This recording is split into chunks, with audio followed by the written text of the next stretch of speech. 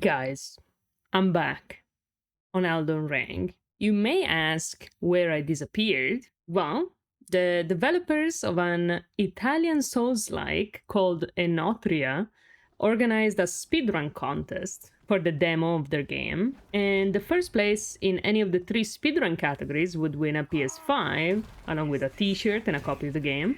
And guess what? I won! Yay! I know, I'm the best. So basically, I was grinding an Autria demo for 2 weeks at least. That's where I was. Please do compliment me in the comments, though. Thanks. But let's get back to Ass. I barely even remember how to play this video game, but I'll try not to let that stop me.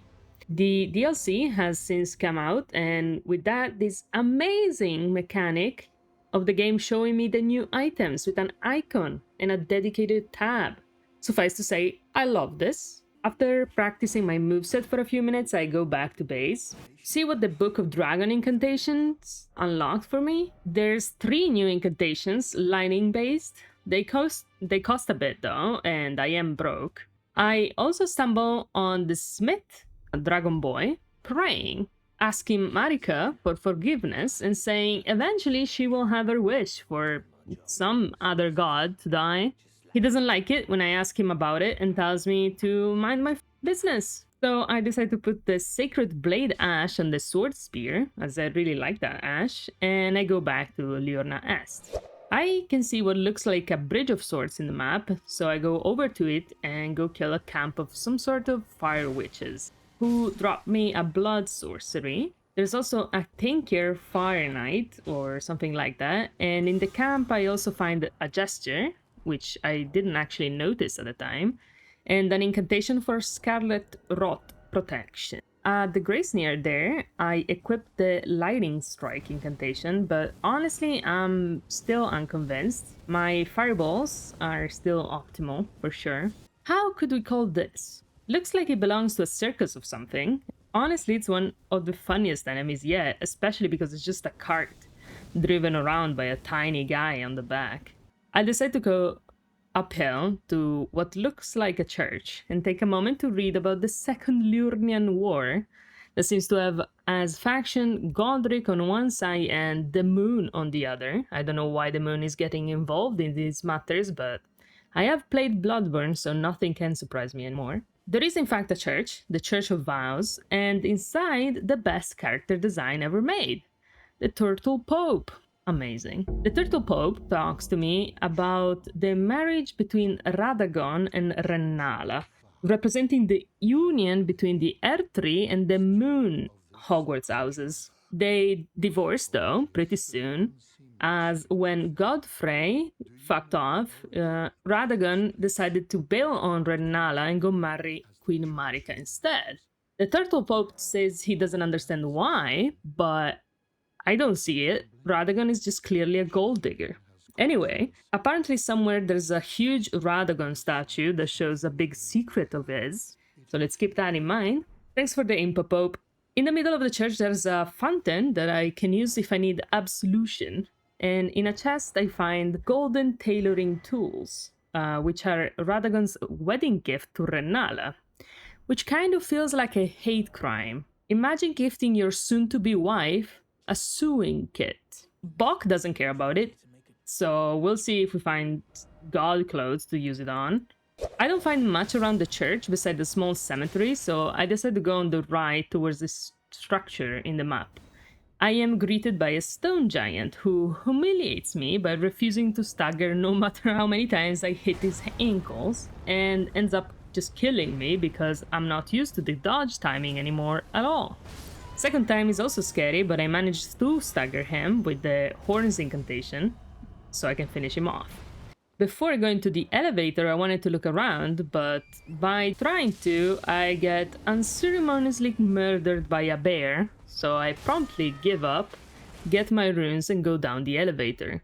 It brings me to Ainsel River, a dark cave full of giant rats. Fortunately, they are squishy and don't pose much of a threat compared to, my fireballs. I take my time going forwards, looking at the beautiful scenery of, red, dead carcasses everywhere, until I get to the Ul, palace ruins, which is inhabited by sturdy stone guys. The thing about the sturdy stone guys is that I definitely should just ignore them, but instead I'm compelled to kill every single one and risk dying. I believe it's because I see them all together and I really want to hit a bunch with the same fireball. And once I've started doing that and killing some of them, might as well kill them all. It makes no sense, but nothing does about my approach to video games. So, after a million years, I move to the next chamber where I'm welcomed by a big Mothman shooting rocks at me. I decide not to worry about it for now and go on the side cave first, full of ants and cursed frogs from Dark Souls 1. I arrive to a dead end full of a very pretty pink poison pool.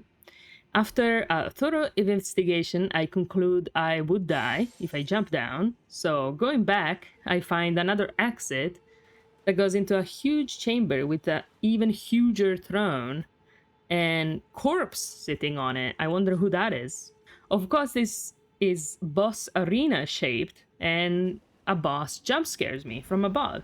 This boss fight poses a bit of a problem because I do enough damage, but I'm also very squishy and he kills me with literally 2 hits.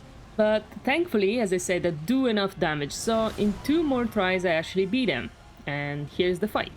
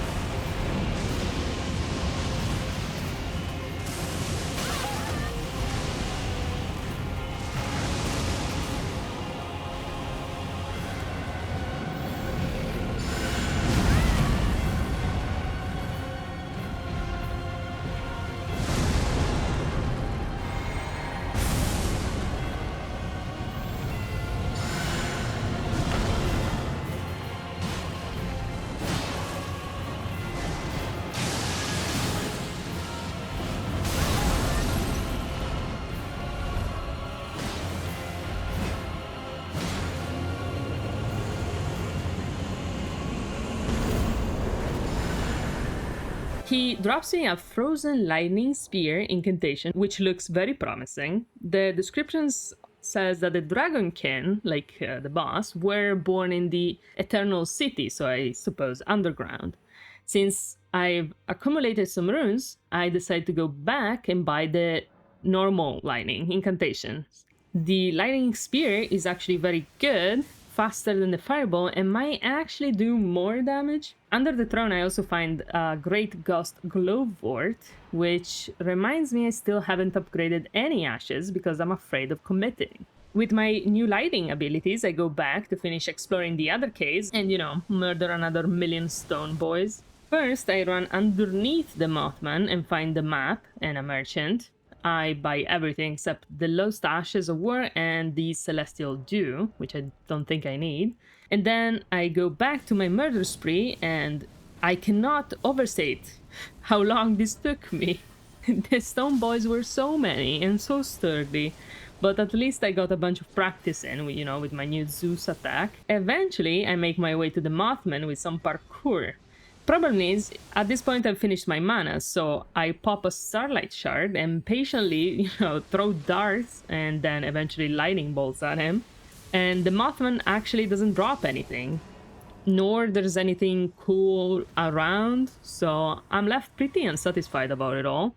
So as revenge, I murder all the survivors and make my way to an elevator, which seems to lead back where I came from, because there were two way forwards into the cave, so, I'm just going backwards now. So it's time to go back on the surface. On the opposite side from the elevator to the Ainsel River, there's another structure with, with pretty blue flowers outside. I remember this place, the Carian Study Hall. There's a pedestal which apparently fits something. Thanks so much for the specificity, video game. This is where you guys come in. I'm not convinced I want to tackle this place because I remember it being problematic. And clearly I'm missing an item, something. So I'd like to ask you where I should go next. My options are, I think, going west towards Raya Lucaria and exploring the lake, going north towards the Minor Erdtree, or, exploring the study hall. If you'd also like, you can suggest what I should level up. This is my current build. In meantime, thank you in advance and, take care.